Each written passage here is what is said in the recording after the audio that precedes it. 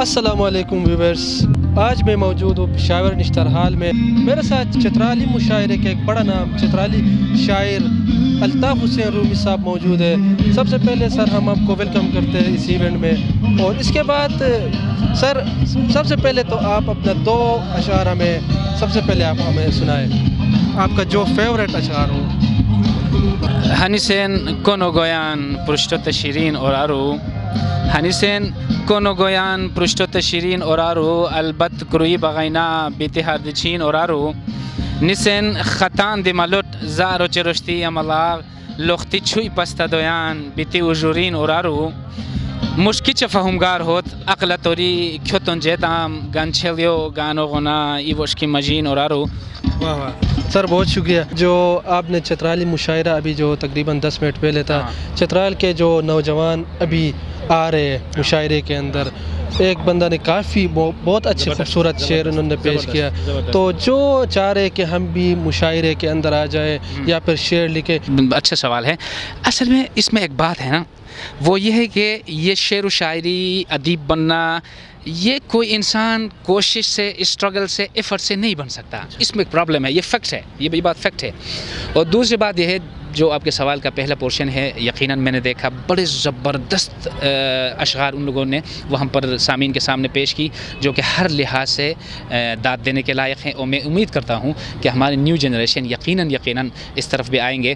Poetry کے اندر کیا ہے؟ پوئٹری کے اندر یہ تو نہیں ہو سکتا کہ ہمیشہ آپ کی اشعار کا جو سینٹرل پوائنٹ ہے وہ عورت ہی ہو، وہ خوبصورتی ہو. یہ نہیں ہے.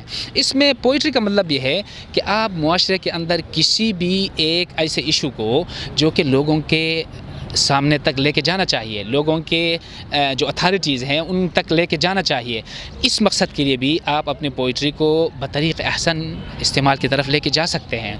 تو بہت ہی زبردست انہوں نے اپنے مشاعرے کا انتظام کیا تھا. میں اس سے بڑا امپریس ہوا ہوں، اور میں امید رکھتا ہوں کہ ہماری ینگ جنریشن جو ہے وہ انشاءاللہ اس طرف آئیں گے اور اس کو اور بھی خوبصورت اور مستحکم طریقے سے آگے لے کے جائیں گے.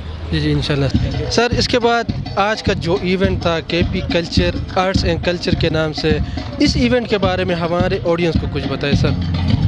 پہلے شاہ زیب، میں آپ کا شکریہ ادا کرتا ہوں کہ یقیناً آپ نے ہمیں اپنے خیالات کو اظہار کرنے کا آپ نے موقع دیا ہے، جو کہ میرے لیے فخر کی بات ہے. میں آپ کا شکریہ ادا کرتا ہوں. اور اس کے ساتھ ساتھ یہ نمل یونیورسٹی کے جتنے بھی آرگنائزرز ہیں، فیکلٹی ممبرز ہیں، والنٹیئرز ہیں، یقیناً انہوں نے اپنے ایک چھوٹے سے ریسورسز کے اندر یہاں پر ہم سب کے لیے سیکھنے کا، سکھانے کا، سننے کا، سنانے کا ایک بہترین موقع ہمیں دیا ہے، جس کے لیے میں ان کو خراج تحسین پیش کرتا ہوں.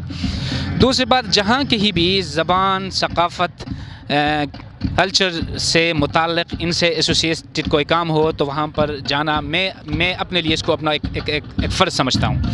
وہ اس لیے کہ میں ایک چھوٹی سی ریئل فیکٹ ہے اور ریئل ایک کہانی ہے، میں آپ سب کے ساتھ، اپنے ناظرین کے ساتھ، جتنے بھی لوگ ہمیں دیکھتے ہیں ان کے ساتھ شیئر کرنا چاہتا ہوں. یہ نئے جو مملکت روس سے آزاد ہوئے ہیں، رشیا سے جو آزاد ہوئے ہیں، وہاں ایک جگہ ہے، اس کو داغستان کہتے ہیں. اور داغستان میں ایک شاعر ہے، اس کا نام ہے رسول حمزتوف، اور یہ بہت ہی معتبر شاعر ہے. وہ وہاں پر ایک کتاب اس نے لکھی ہے، اور اس کتاب کا نام ہے میرا داغستان.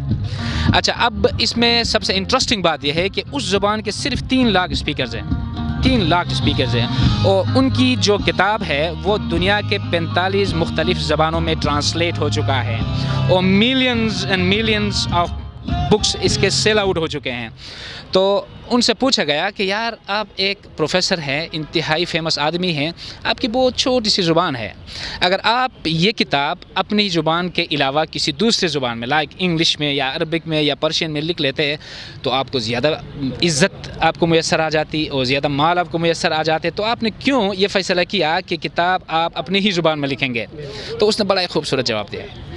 اس نے کہا ہے کہ ٹھیک ہے، میری زبان چھوٹی ہے، اس کا مطلب ہے کہ میری ماں چھوٹی ہے، ٹھیک ہے نا، اور تمہاری زبان میرے زبان کے حساب سے وسیع ہے، اور اس کا مطلب ہے کہ تمہاری جو ماں ہے وہ اسٹرکچر کے اعتبار سے میری ماں سے زیادہ سینئر ہے، لیکن امی کی جو ایک عزت ہوتی ہے، جو رسپیکٹ ہوتی ہے، وہ ایک جیسی ہوتی ہے, اس میں کوئی فرق نہیں ہوتا. تو زبان بیسیکلی انسان کے لیے ان کی والدہ, ان کی ماں کی حیثیت رکھتا ہے. جہاں کہیں بھی زبان کی بات ہو, جہاں کہیں بھی آپ کی ثقافت کی بات ہو, تو وہاں پر ہم سب کو جانا چاہیے. اور آج بھی میں تو ایکسپیکٹ زیادہ کر رہا تھا کہ یہاں پر بہت سارے لوگ آئیں گے, شاید یہ ڈیز بھی افیشیل تھے, اس کی وجہ سے لوگ نہیں آ سکے. پھر بھی اٹس گوئنگ ویل. سر آپ سے مل کر بہت خوشی. Sir thank you sir. مہربانی.